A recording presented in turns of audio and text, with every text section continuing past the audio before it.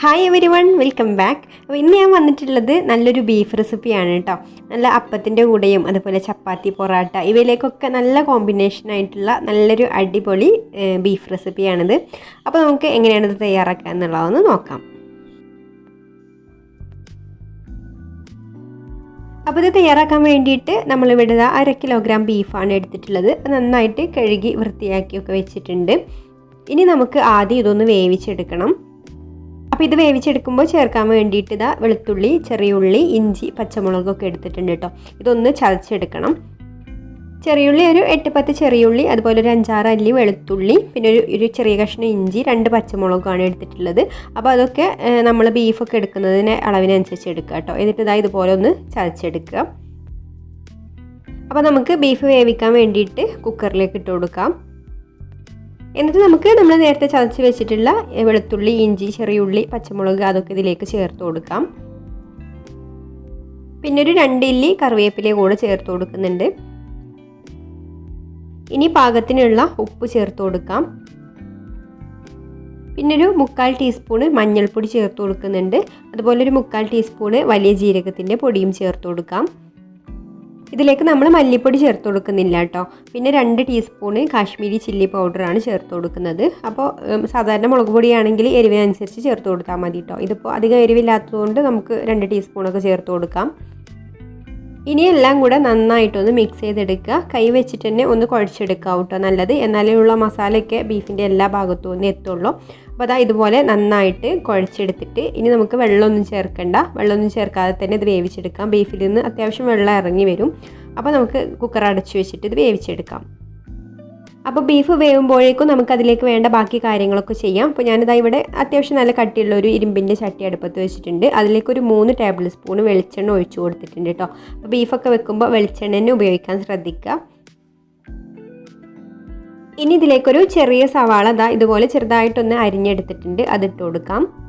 അപ്പോൾ സവാള ഒരുപാട് വേണ്ട കേട്ടോ. ഞാനിവിടെ ചെറിയൊരു സവാള എടുത്തിട്ടുള്ളൂ. അപ്പോൾ നിങ്ങൾ ബീഫ് എടുക്കുന്നതിനനുസരിച്ച് എടുത്താൽ മതി. ഇനി ഇത് നമുക്കൊന്ന് വഴറ്റിയെടുക്കാം. അപ്പോൾ വഴറ്റിയെടുക്കുമ്പോൾ ഉപ്പൊന്നും ചേർത്ത് കൊടുക്കരുത് കേട്ടോ. ഉപ്പ് ചേർത്ത് കൊടുത്താൽ ഇത് പെട്ടെന്ന് തന്നെ കുഴഞ്ഞു പോകും. നമുക്ക് കുറച്ചൊരു ബ്രൗൺ കളറായിട്ടാണ് വേണ്ടത്. അപ്പോൾ ഉപ്പ് ചേർത്ത് കൊടുത്താൽ അങ്ങനെ ബ്രൗൺ കളറായിട്ട് വരില്ല കേട്ടോ ഉള്ളി. അപ്പോൾ നന്നായിട്ടൊന്ന് വഴറ്റിയെടുക്കാം. അപ്പോൾ ഉള്ളി ഇവിടെ നല്ലൊരു ഗോൾഡൻ കളറായി വന്നിട്ടുണ്ട്. ഇനി നമുക്കിതിലേക്ക് തക്കാളി ചേർത്ത് കൊടുക്കണം. അപ്പോൾ ഞാനിവിടെ ഒരു തക്കാളിയുടെ പകുതിയാണ് കേട്ടോ എടുത്തിട്ടുള്ളത്. കുറച്ച് ബീഫല്ലേ ഉള്ളൂ നമ്മൾ എടുക്കുന്നത്. അപ്പോൾ അതിനനുസരിച്ചിട്ടുള്ള തക്കാളി എടുത്താൽ മതി. അത് ഇതുപോലെ ചെറുതായിട്ടൊന്ന് അരിഞ്ഞിട്ട് ഇട്ട് കൊടുക്കാം. ഇനി തക്കാളി നന്നായിട്ടൊന്ന് ഉടഞ്ഞു വരുന്നത് വരെ വഴറ്റിയെടുക്കാം. ഇതിലേക്കൊരു 2 ഇല്ലി കറിവേപ്പിലയും കൂടെ ഇട്ട് കൊടുക്കുന്നുണ്ട്. അപ്പോൾ തക്കാളിയൊക്കെ ഏകദേശം വഴന്ന് തക്കാളിയൊക്കെ ഉടഞ്ഞു വന്നിട്ടുണ്ട് കേട്ടോ. ഇനി നമുക്കിതിലേക്ക് അല്പം പൊടികളൊക്കെ ചേർത്ത് കൊടുക്കാം. ഒരുപാട് വേണ്ട കേട്ടോ. നമ്മൾ ബീഫിൽ അത്യാവശ്യം ചേർത്തതാണ്. അപ്പോൾ ഈ ഒരു മസാലയിലേക്ക് മാത്രം മതി. അപ്പോൾ 1/4 ടീസ്പൂണ് മഞ്ഞൾപ്പൊടി ചേർത്ത് കൊടുത്തിട്ടുണ്ട്. ഇനി ഒരു 1/4 ടീസ്പൂണ് മുളക് പൊടിയും കൂടെ ചേർത്ത് കൊടുക്കാം. കാശ്മീരി ചില്ലി പൗഡറാണ് കേട്ടോ എടുത്തിട്ടുള്ളത്. പിന്നെ ഒരു 1/4 ടീസ്പൂണ് വലിയ ജീരകത്തിൻ്റെ പൊടിയും കൂടെ ഇട്ട് കൊടുത്തിട്ടുണ്ട്. എന്നിട്ട് ഈ ഒരു മസാലയ്ക്ക് മൂത്ത് വരുന്നത് വരെ ഒന്നങ്ങ് വഴറ്റിയെടുക്കുക. ഇനി നമുക്കിതിലേക്ക് വേവിച്ച് വെച്ചിട്ടുള്ള ബീഫ് ചേർത്ത് കൊടുക്കാം. ഇപ്പോൾ ബീഫിൽ ഒരുപാട് വെള്ളം ഉണ്ടെങ്കിൽ അത് വറ്റിച്ചെടുക്കണം കേട്ടോ. അപ്പോൾ ഞാൻ കുക്കറിൽ വെച്ച സമയത്ത് ഹൈ ഫ്ലെയിമിൽ തന്നെ വെച്ചതുകൊണ്ട് അധികം വെള്ളമൊന്നും ഉണ്ടായിട്ടില്ല.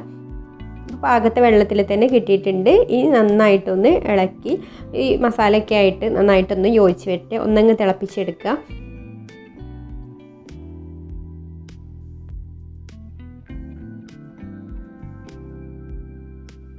ഇനി നമുക്കിതിൻ്റെ മുകളിലായിട്ട് ലാസ്റ്റ് 1 ടീസ്പൂണ് കുരുമുളക് പൊടിയും കൂടെ ചേർത്ത് കൊടുക്കാം. നല്ല ഫൈനായിട്ട് പൊടിച്ചിട്ടുള്ള കുരുമുളകല്ല കേട്ടോ. കുറച്ചൊരു തരിതരിപ്പോടെ പൊടിച്ചിട്ടുള്ള കുരുമുളകാണ്. അതും കൂടെ ചേർത്ത് കൊടുത്ത് മിക്സ് ചെയ്തിട്ട് നമുക്ക് ഫ്ലെയിം ഓഫ് ആക്കാം.